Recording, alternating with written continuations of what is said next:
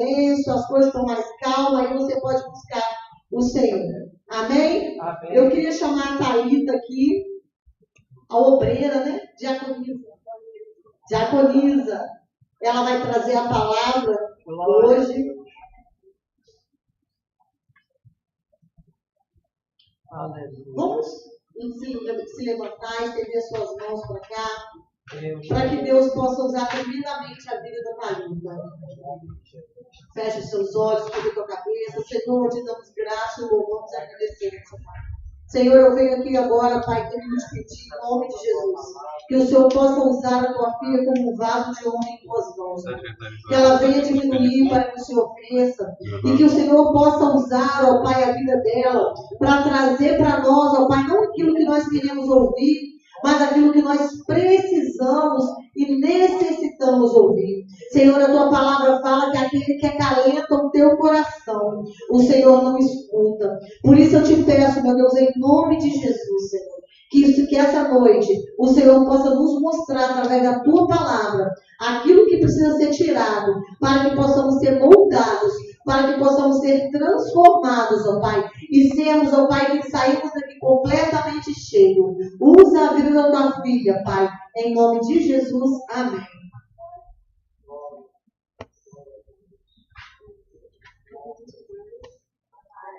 Pode sentar. Pastor André, faço a missão de trazer a palavra hoje.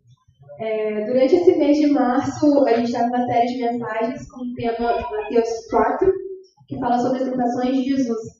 E hoje a gente vai estar falando sobre a quarta tentação, sobre a terceira tentação, e o que a gente pode aprender com ela para a nossa vida. Abre sua Bíblia comigo no livro de Mateus, capítulo 4, versículo 8.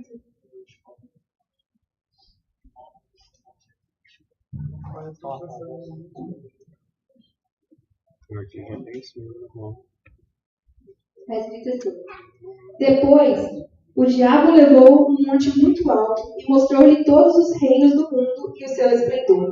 E disse-lhe: Tudo isso te darei, se prostrares e me adorares. Jesus lhe disse: Retire-se, Satanás, pois está escrito: Adore o Senhor, o seu Deus, e só a ele preste culto. Então o diabo o deixou, e os anjos vieram e serviram. Ao Senhor teu Deus adorarás, e só a ele servirás. Quantos altares a gente não tem erguido na nossa vida, no nosso coração, para falsos deuses? Em Mateus 6:21 está escrito assim: Porque onde estiver o teu tesouro, aí também está o teu coração. Quantas vezes a gente não tem um sentimento de infelicidade, de vazio, às vezes até de ansiedade, e quando a gente para perceber, ver como está a nossa vida com Deus, a gente percebe que ela já quase não existe mais. Aquela frieza, a mornidão já tomou conta. Isso acontece porque a gente coloca altares para falsos deuses no nosso coração. A gente levanta altares para aquele trabalho que a gente quer, para aquele negócio que a gente tanto quer abrir, para aquele relacionamento que a gente está envolvido, para a família. E com isso a gente passa a adorar a Deus cada vez mais. A gente começa a se afastar. A gente começa a se afastar mais do centro da vontade de Deus. E logo a gente começa a se sentir fraco, se sentir incompleto. Porque a gente perdeu o vínculo com Deus, né? A gente começa a fugir do nosso propósito. E a gente começa a perder a nossa essência da adoração. Abre sua Bíblia comigo mais uma vez em 1 Coríntios, capítulo 10, versículo 31.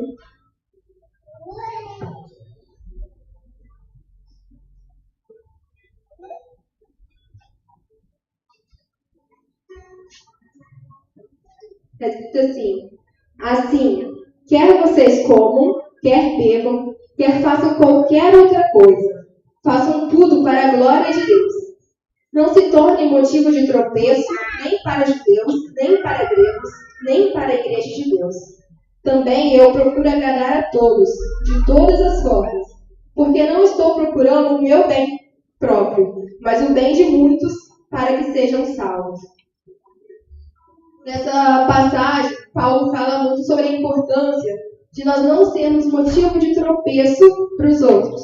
A gente precisa se preocupar em levá-los ao caminho da salvação. Eu vejo essa passagem muito resumida em amor. Porque, às vezes, a gente precisa abrir mão de algumas coisas que a gente gosta muito de fazer, alguma coisa que a gente quer muito e não é pecado. Mas você precisa abrir mão para evitar que você venha a escandalizar ou fazer uma outra pessoa de fora pecar, até mesmo por falta de conhecimento. Por exemplo, teve um período na minha vida que eu estava fora da igreja. E aí eu fui passear lá fora. Só que a gente, quando é crente, quando a gente tem realmente um encontro com Deus, não adianta. A gente pode estar lá fora, mas nosso coração continua aqui dentro. E eu lembro que eu saía com alguns amigos e eu gostava muito de ir para esses bares e restaurantes. Mas mesmo assim, eu escolhia muito onde eu ia. Porque o meu maior medo era alguém que me conheceu na igreja, passar e me ver lá e começar a falar mal da igreja ou de Deus por causa de uma atitude minha. A gente fala muito sobre ninguém paga minhas contas como uma desculpa para a gente fazer o que a gente bem entender sem se preocupar com o outro. E isso é realmente muito perigoso. A gente esquece que a gente é observado o tempo inteiro. Tem uma citação que fala que muitas das vezes a sua vida ela vai ser a primeira ou a única Bíblia que alguém vai ler. Então, por isso, a gente precisa, sim, se preocupar com o que o outro pensa e tomar algumas decisões, tomar algumas atitudes com sabedoria. Nessa passagem também fala que tudo que for feito deve glorificar a Deus. Muitas das vezes a gente quer agir de uma forma que agrade alguém e às vezes até mesmo negociando nossos princípios com a desculpa de que a gente quer levar Jesus para alguém.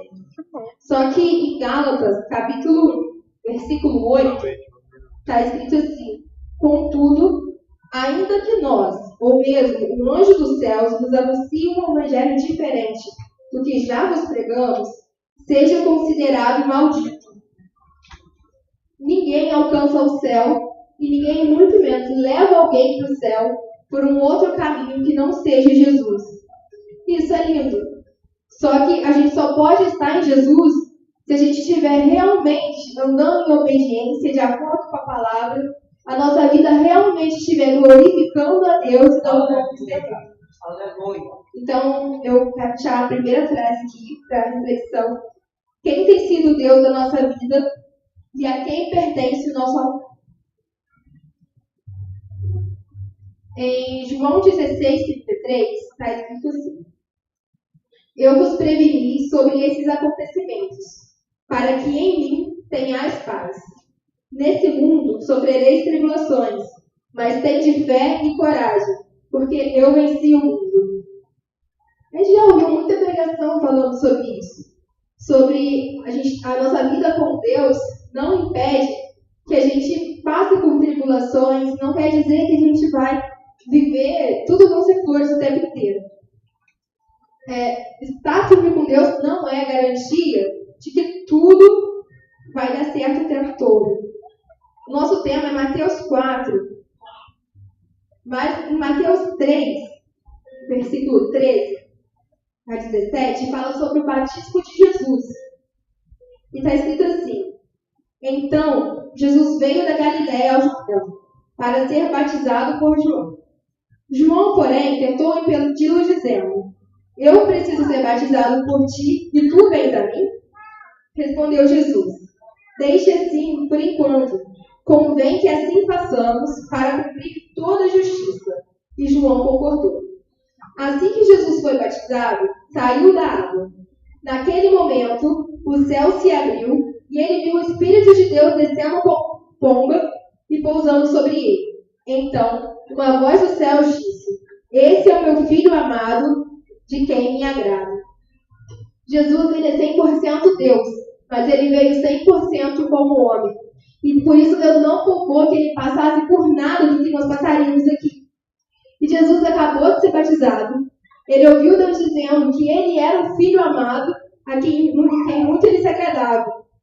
E depois disso, ele foi num momento de consagração e de jejum de 40 dias e 40 noites no deserto.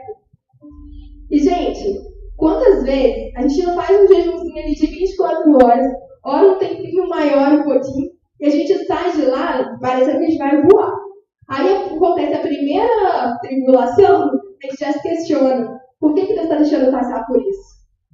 Mas em Mateus 4, eu aprendo que o diabo ele não vai se afastar de você porque você é filho de Deus ou porque você é cheio do Espírito Santo. Eu não sei se vocês lembram que o pastor Toniel, numa escola de discípulos, ele estava fazendo um estudo sobre o Salmo 91. E ele deu um exemplo, ele fez uma simulação. Tem a mão de Deus, você está ali debaixo, e o inimigo está ao redor o tempo inteiro, esperando só você dar uma brecha. E é exatamente isso. O diabo ele não fica de braços cruzados e ele não vai aceitar que ele perdeu. Ele fica o tempo inteiro esperando que você dê uma brecha para ele entrar, independente de você ser cheio do Espírito Santo ou se você for filho de Deus. Tudo que a gente precisa é manter os nossos olhos fixos no que é eterno e não nas coisas que são passageiras aqui na Terra. E para você que está andando segundo a palavra, se consagrando, ele não tem poder sobre você, né? Eu separei aqui 4 lições que a gente pode tirar da passagem de Jesus no deserto. A primeira é a importância do jejum para vencer as tentações. O jejum ele serve para fortalecer o nosso espírito e, consequentemente, ele enfraquece a nossa carne. O jejum é você falando para Deus: Pai, eu não preciso de nada daqui. Eu não dependo de nada daqui. A minha alma, meu corpo, anseia pelo Senhor. E a gente pode até ter um ministério, ter um cargo de liderança, mas se a gente não quiser viver uma vida medíocre, quiser um ministério de excelência em Deus, a gente precisa vencer as tentações todos e todos os dias. E a gente só consegue isso se a gente tiver uma vida frequente de jejum. Mas existem 2 coisas diferentes: o jejum e o propósito. O jejum, eu já ouvi muita gente falando: eu vou fazer um jejum para comprar um carro, eu vou fazer um jejum para conseguir um emprego. Confesso que eu já falei isso. Mas o jejum ele não tem essa finalidade. O jejum, a finalidade dele é totalmente espiritual. O jejum é você se abster de comida, você deixar de comer. É você externar que a necessidade de comida da sua carne não supera a necessidade de Deus no seu espírito. Você jejua, você fortalece seu espírito, você mata a sua carne. E, consequentemente, isso começa a te trazer cura, começa a te trazer libertação e te aproximar de Deus. Um outro detalhe sobre o jejum é que ele é feito de forma oculta. É você e Deus. O jejum ele não é para ser feito para você jejuar e chegar num lugar fazendo cara de que está fraco, mostrando para as pessoas que você está jejuando, se fazendo de coitado. Porque o jejum é para alimentar, fortalecer o teu espírito e não o seu ego. Em Mateus 6, versículo 16, está escrito assim: quando jejuarem, não mostrem uma aparência triste como os hipócritas, pois eles mudam a aparência do rosto, a fim de que os outros vejam que eles estão jejuando. Eu digo verdadeiramente que eles já receberam sua plena recompensa. Ao jejuar, arrume o cabelo e lave o rosto, para que pareça que os outros que você está jejuando. Mas apenas seu Pai que vem em secreto. E seu Pai que vem em secreto o recompensará. Outro ponto importante, que jejum sem oração é dieta. Se você vai fazer jejum, tira um tempo maior de oração, tira um tempo de consagração. Se você tem que trabalhar, sem espírito o tempo todo, começa a cortar o máximo possível das distrações que vão tirar o seu foco do Senhor durante esse período.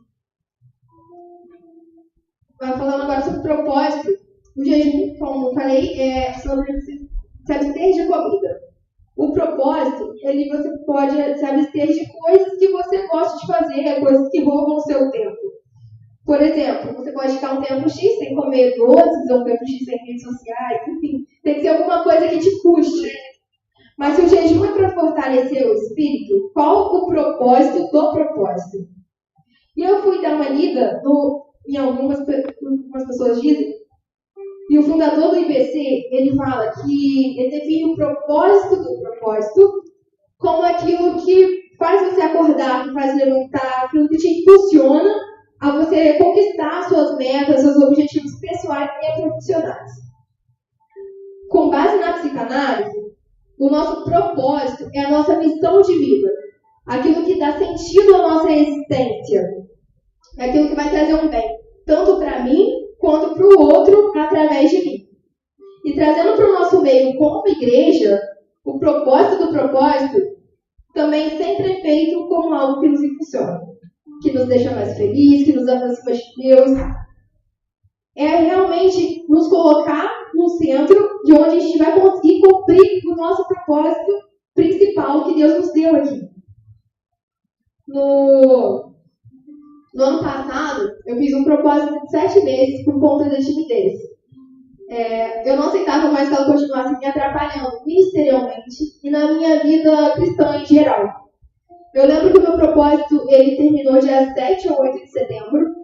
E na época eu estava lendo muito sobre Rosh Hashanah, no Novo Judaico, e sobre a questão de portais que se abrem no céu durante mudança de ciclos, com base na Bíblia. E o meu aniversário era 29 de setembro. Eu falei, opa, foi um pouquinho alegre. Eu peguei meu propósito e deixei de entregar no final do mês. E aí, nesse período, o pastor Antoniel me avisou que eu ia pregar. E era a minha primeira vez, eu já tinha pregado só em célula. E célula é uma palavra bem curta, é diferente. E mesmo assim, eu pregava bem nervosa. E aí, quando eu cheguei aqui no domingo, eu vi a igreja lotada. Isso, pra mim, quem me conhece, sabe que era fora de cogitação, não dava. E eu estava, assim, absurdamente tranquila. E eu vi que Deus estava cuidando ali o tempo todo, sabe? Durante todo o meu propósito, eu vi a dependência de Deus de uma forma muito nítida. Mas o propósito em si, ele não é uma barganha. Ele não é aquela coisa, tipo assim, Senhor, se você me der, eu vou fazer. Se você não me der, eu não faço. Não é isso. O propósito, primeiro você promete e você cumpre. E só depois, ou durante o processo, é que você vai receber o sim ou não de Deus. E o propósito, assim como a oração, ele não vai mudar o coração de Deus. Ele vai mudar o seu coração, a sua percepção e a sua sensibilidade espiritual. Mas, ao contrário do jejum, o propósito pode ser feito sim para fins materiais, para você conquistar alguma coisa. Por exemplo, você não vai pedir uma coisa para Deus e ficar de braços cruzados esperando acontecer. Mas eu creio que Deus é um Deus que realiza sonhos. E é um Deus que ama presentear. E tem aqueles sonhos que para a nossa realidade parece impossível. E como eu disse, o propósito você tem que renunciar a algo que te puxe. Mas ele também pode ser feito um propósito de oração. Eu vou dar um exemplo. Quando eu era criança, eu morava numa casa que o quintal era meio que compartilhado. E com isso surgiram muitos problemas. E meus pais eles não se sentiam em paz, eles tinham muita vontade de se mudar de lá. Então um dia eles estavam conversando com uma missionária amiga deles, que eles gostavam de viajar para fazer obra. E ela entregou uma palavra do Senhor para eles. Deus falou que daria uma outra casa para os meus pais, porém seria na mesma rua. Só que na época eu não tinha casa nenhuma vendendo na minha rua. O tempo passou, meu pai comprou uma casa na Vila Rica, para quem sabe onde eu moro é bem longe da minha casa. E tudo que podia dar errado, deu errado. Tanto na compra, quanto na obra. Enfim, porque não era um projeto de Deus. Um dia, meu pai passando pela rua, ele viu, depois que isso aconteceu, ele viu uma casa lá parada, vazia, e ele pegou e falou com o vizinho. Perguntou se sabia se estava vendendo e tal. E aí ele falou que sim, que estava vendendo. E aí meu pai pegou e passou a seguir e ligou para minha mãe. Cristina, o que você acha de a gente comprar essa casa? Só que ele falou brincando, mas a minha mãe levou muito a sério. E ele fala que ela falou isso com tanta fé que isso gerou fé no coração dele também. E aí eles começaram a fazer um propósito de todos os dias, meia-noite, orar juntos. O meu pai ele trabalha fazendo turno, então tinha dia que ele estava trabalhando. Mas mesmo trabalhando, ele parava o que eles estavam fazendo, meia-noite eles estavam orando. E o tempo foi passando, a casa ela estava vendo por 45 mil, o que era muito dinheiro na época. E aí, depois que meu pai perguntou, veio a anúncio de venda, e uma pessoa pegou e fez uma oferta de 40 mil à vista para o proprietário. Ele não aceitou, porque ele não tinha como realmente abaixar esse valor, que já era mais em conta, né? E aí, meus pais continuaram orando e tal, e um dia a dona da casa pegou e ligou para minha mãe. Ela pegou e falou assim: Cristina, vocês estão orando para comprar a casa? E minha mãe falou, só riu e não respondeu nada, só perguntou o porquê da pergunta. E aí ela falou assim: olha, se você estiver orando, continua, porque eu sonhei que eu estou entregando a chave da casa para vocês. E aí, depois de algum tempo de oração, meus pais compraram a casa e eles não aceitaram 5 mil de desconto à vista para outra pessoa. Mas eles deram 12 mil de desconto para os meus pais e financiaram ainda. Acabou o tempo aí, não. A casa, ela estava praticamente na lajota. Então, para financiar, meu pai chamou o tempo da caixa lá e ele falou que só conseguiria comprar o financiamento se a casa estivesse pelo menos habitável. Mas meu pai já tinha usado dinheiro todo naquela outra casa, que ele investiu no propósito errado. Então, ele já não tinha dinheiro para construir. Então, eles foram fazer o quê? Foram orar de novo. E aí, orando, a minha mãe começou a ter um sonho de que chegavam vários caminhões de material de construção lá em casa. E assim foi acontecendo. Meu pai, a gente não sabe o que aconteceu, mas Deus prosperou. E meu pai começou a comprar os materiais e conseguiram uma casa para conseguir o financiamento, crendo em Deus e na palavra do dono da casa também, porque ele começou a mexer na casa antes de comprar a casa. E aí, no final, deu tudo certo. Tudo resultado de um propósito. A segunda lição do deserto. O deserto nos ensina a depender e confiar em Deus. Quantos aqui já se sentiram sozinhos no deserto? Você ora, você parece que a oração não sai do teto. Parece que você está falando sozinho. Você começa a ir para o seu quarto para ler a Bíblia e você não sente mais, você não escuta mais Deus falando com você. Às vezes você vai ler, você não consegue se concentrar, você não consegue entender o que está escrito na Bíblia. Só que mesmo assim você vai lá e permanece em obediência, permanece fazendo aquilo que você sabe que precisa ser feito. E nessa hora tudo que resta é você confiar que Deus está agindo. E é nesse momento que nós dependemos de como nós percebemos como somos tão dependentes do Senhor. Mas você pode dizer para mim que Deus não precisa de prova de que nós dependemos dele. E realmente não precisa. Ele é soberano, ele não precisa de palavras de afirmação para saber o tamanho da sua empresa. Só que a gente precisa lembrar que nós não somos nada sem ele. Porque quando a gente luta com a força dos nossos próprios braços, a gente começa a se sentir forte, a gente começa a se sentir independente, a gente começa a se sentir autossuficiente, e por isso a gente se afasta de Deus e perde a nossa essência. Além disso, a gente pode até ter algum crescimento, só que a gente vai andando, e aí lá na frente a gente cai, a gente tem que retroceder tudo de novo.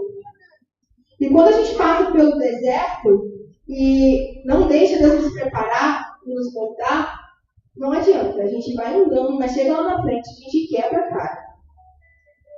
Se você pegar uma caixa de remédio de uso adulto, na caixa vai estar escrito lá, mantenha fora de alcance de crianças. Porque aquele remédio ele até faz bem para alguma coisa. Só que a criança, ela não tem noção de dosagem e o organismo dela não está ainda maduro para receber algumas substâncias. E é exatamente isso. Deus não dá coisas grandes para pessoas pequenas. Com isso, eu quero dizer que Deus não vai dar algo grande para você se você ainda for imaturo e não souber lidar com o que você já tem nas mãos. E essa maturidade, ela vem com experiência, com o tempo. Mas ela vem principalmente através do deserto. Porque o deserto, quando você está totalmente dependente do Senhor, você sai de lá mais forte e mais transformado.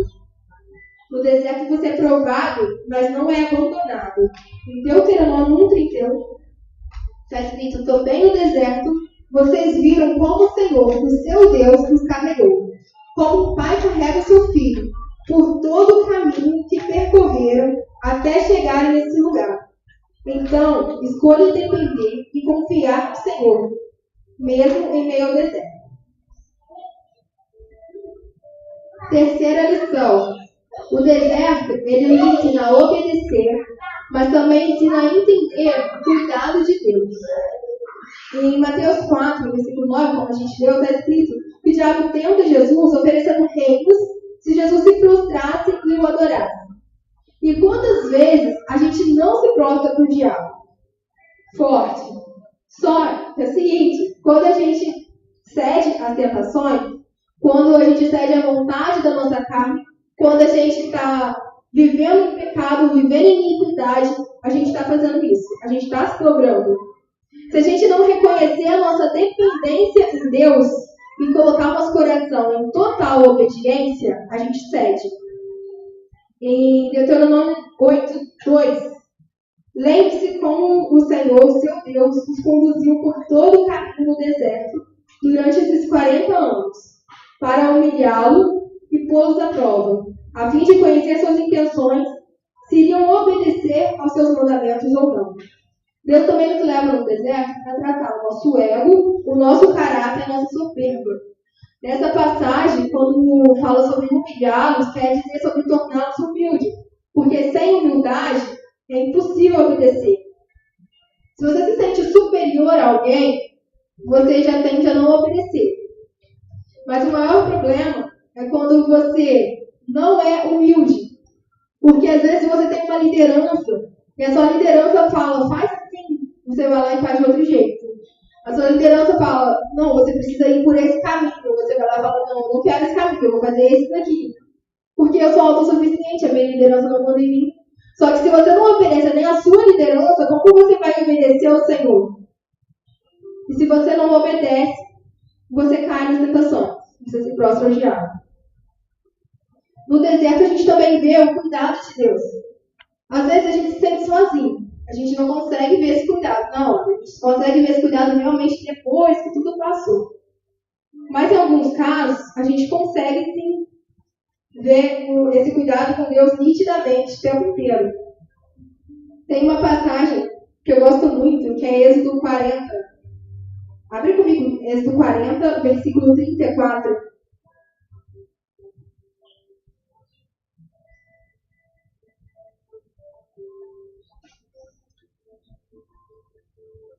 Está escrito assim: então a nuvem cobriu a tenda do encontro, e a glória do Senhor encheu o tabernáculo. Moisés não podia entrar na tenda do encontro, porque a nuvem estava sobre ela, e a glória do Senhor enchia o tabernáculo. Sempre que a nuvem se erguia sobre o tabernáculo, os israelitas seguiam viagem. Mas, se a nuvem não se erguia, eles não prosseguiam. Só partiam no dia em que ela se erguia. De dia, a nuvem do Senhor ficava sobre o tabernáculo, e de noite havia fogo na nuvem, à vista de toda a nação de Israel, em todas as suas viagens. Aqui eu vejo nitidamente que quando você obedece, quando você anda em total dependência do Senhor, você vê nitidamente o cuidado dele em cada detalhe. E a quarta lição é que o deserto te prepara para cumprir o seu chamado. Como a gente viu até aqui, o deserto ele é um lugar de crescimento, um lugar de preparação. Quando você passa pelo deserto, você aceita ser moldado, você sai de lá muito mais forte em Deus. E as provações, elas se tornam uma preparação. Billy Graham dizia que a vontade de Deus nunca vai te levar onde a graça dele não possa te sustentar. Jesus passou 40 dias no deserto, passou provações, sofreu as tentações, mas ele se manteve firme porque ele conhecia a identidade dele em Deus. Ele sabia quem ele era em Deus e ele conhecia o seu chamado. E foi exatamente depois desse período que começou o ministério. Eu nasci na igreja, no berço evangélico, só que não faz tantos anos assim que eu descobri qual era a minha chamada.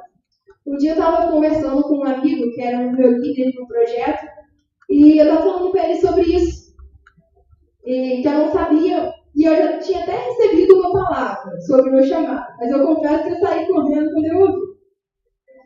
Então ele falou, Thalita, quando a gente não sabe o nosso chamado pessoal, a gente volta para o nosso chamado universal, que é o ir por todo mundo e pregar o evangelho a toda criatura. Mas um outro ponto importante é a nossa essência de adoração. Na Bíblia, no hebraico, a palavra adoração é avodá. E ela tem a mesma raiz de sentir, de servir e de trabalhar. Então o deserto, ele te prepara para algo, que você também está em adoração. E, portanto, você cumpre o seu chamado. O id, ele também é servir o outro. O id também é você orar pelo outro. Quando você está cuidando da sua casa com excelência, quando você está fazendo o seu serviço com excelência, para glorificar a Deus, você está em adoração. Porque as pessoas veem Deus através de você. Ou seja, com isso a gente pode entender que para vencer as tentações, a gente precisa aprender a jejuar, a gente precisa ter intimidade com Deus, a gente precisa aprender a depender do Senhor, confiar, obedecer e viver o seu propósito. Tudo isso fortalece e tudo isso nos traz convicção e a resposta que a gente precisa para quando a gente está passando pelo deserto. E para finalizar, eu quero deixar uma frase que me engana. Se alguém estiver passando por algum deserto, eu vou dar um spoiler. Eu li a última frase da Bíblia e vai dar tudo certo. Bem, é isso, que a gente possa realmente ser dependente do Senhor, que a gente possa aceitar a nossa dependência do Senhor, que a gente possa aprender a mandar confiança nele, porque tudo que a gente precisa Ele prover. Ele é um Deus que realiza sonhos, Ele é um Deus que cuida, Ele não é um Deus que vai te deixar sozinho.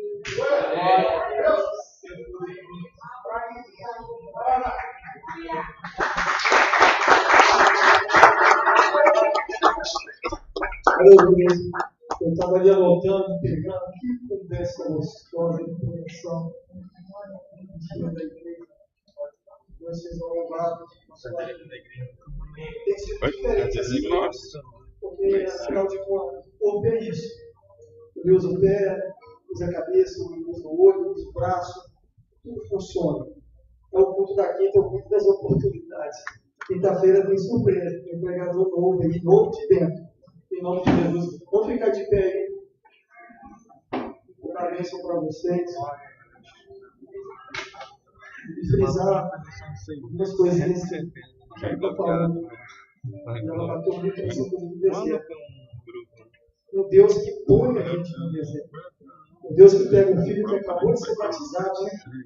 Eu acho que tanta glória, meu Espírito Santo sobre ele. E agora eu vou cumprir meu propósito. O diabo estava lá. O diabo sempre teve no céu, arrumou a tramoaça da rebelião, teve lá no jardim.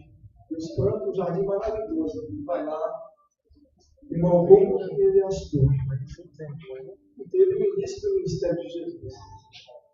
O que diria com a gente? É por isso que Jesus fala: olha, não faça nada até que eu vou e que eu mande o Consolador. Aleluia! É o Consolador na vida nossa. É o Espírito Santo dentro da nossa vida. É outra maneira de vencer esse encardido, esse Satanás, esse infeliz. Lugar de deserto, isso tudo que a Thalita falou. Treinamento, é lugar de solidão, é lugar de encontro com Deus. Deserto é lugar de crescimento, de autoridade. E até Jesus passou por ele. Não é de reclamar, irmão, do seu deserto. Viva no teu tempo. Nem de Moisés daqui agora. E nem a promessa ele conseguiu guardar tamanhas tentações. Você está preocupado com o quê? Em nome de Jesus. Você garantiu a sua morada no céu já? Salvo realmente? O que implica o deserto? Que palavra tremenda.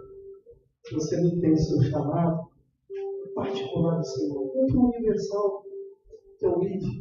Aleluia. Quanta gente aí no deserto, sem o Espírito Santo de Deus, para guiar. Hoje eu recebi uma visita na minha loja, uma pessoa que eu gosto muito, um parceiro. E ele falou: jamais vou largar minha religião. Falou da religião dele. Enfim, com os pés. Né? Não, você não vai me convencer. Eu nem estava falando. Eu gosto de falar: rapaz, não tem comigo não, agora eu te quero. E eu comecei então a compartilhar ele. Você acha que você não vai sair da sua religião? Não vou, não adianta. E eu comecei a conversar com ele. Mas você está de religião. Você tem certeza que você está ligado em Deus? Não, mas o importante é Jesus, o seu bem, o seu bem. Gente, como que as pessoas estão instigadas a brigar, né, por conta dessas coisas tão pequenas?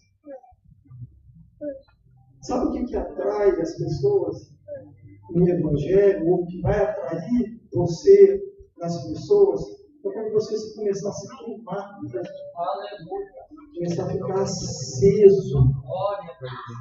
Eu queimei na frente dele. E eu falei para ele algumas coisas. Eu falei: cara, eu não pensei nisso nessa ótica. É tão fácil quando você não quer discutir. E você entende o outro lado. Até porque eu fiquei 30 anos numa religião. E achava que jamais ia sair dessa religião. Alguém com cuidado, encher do Espírito Santo, é capaz de mudar. Às vezes, sem eu perceber, aqui nessa igreja, pessoas converteram no início de um louvor. Pessoas, 5 pessoas, antes da palavra. É porque é a presença do Espírito. Amém. Amém. Vamos vencer os desertos agora. Pai, em nome de Jesus, na vida de cada um aqui, Senhor, a esses tantos que já receberam o Espírito Santo, que está aí dentro deles, porque Deus fala que Ele faz morar. Em nome de Jesus, papai, acende essas vidas, papai, para que eles possam cumprir esse mandado, esse ídolo universal. Que eles possam queimar diante dos seus amigos, diante da sua família e converter os teus. É ano de colheita, como disse o irmão aqui, diante de uma praça que nós vamos lá remir. Irmão, prostituição, fogo, bebedeira, mas quando você põe a palavra e o Espírito para, então sedentos. O Espírito Santo se acende agora. Se você está no deserto, glorifica. Deserto é lugar onde você vai buscar as autoridades. Você vai buscar a aproximação do Senhor. Em nome de Jesus, tenha essa autoridade agora. Pegue. Dê bom dia ao Espírito Santo. Dê boa noite ao Espírito Santo. Dê boa tarde ao Espírito Santo.